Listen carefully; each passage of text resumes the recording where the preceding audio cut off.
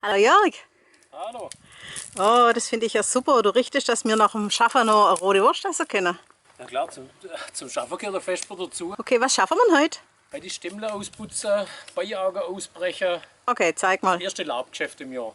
Echt super wurde der Hanne, ha? Wie Wohnzimmer. Du und Busch hast nicht im Wohnzimmer drin. Na, halt als Strauß. Also, was machst du jetzt genau? Naja, jetzt geht's der Hanna. Guck mal, was der Hanna alles Triebe hat. Die müssen weg, da muss es ja Platz geben, der Hanna am Stock. Die, wo wir nicht brauchen, die machen wir weg. Und jetzt hier an die Rute, da müssen wir immer wieder gucken, ob es tatsächlich... Ich sehe welche. Da, Hanne, kommen zwei. Da, genau. Das ist die Sache, was wir nicht brauchen. Eins weg, eins lassen. Und welches machst du dann immer weg? Das obere oder das Ja, untere das oder das ist nicht große immer oder das das. Kleine? Ja, das ist genau das.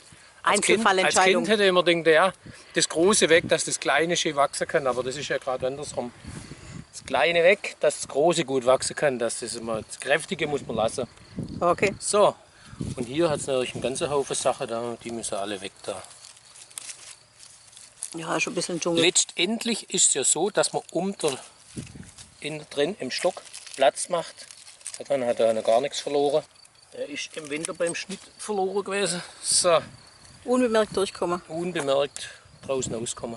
Letztendlich ist es auch so, dass man die an die Rute wegmacht, die noch unten wachsen. Also die sauber gerade nach oben wachsen, die brauchen wir. Alles, was unten rauswächst, das wollen wir nicht so unbedingt. So, und so geht es halt im ersten Laubarbeitsschritt durch den Winger. Okay, dann lege ich jetzt das Foto weg und helfe dir ein bisschen. Kleine hilft tut auch gut, das weiß man ja. Tschüss. Ciao. Hey Leute, hat's euch gefallen? Dann guckt doch öfter mal in meinen Kanal rein. Oder auf meine Homepage, da hat's ein ganz nettes Programm. Bei uns ist nämlich etwas Butter.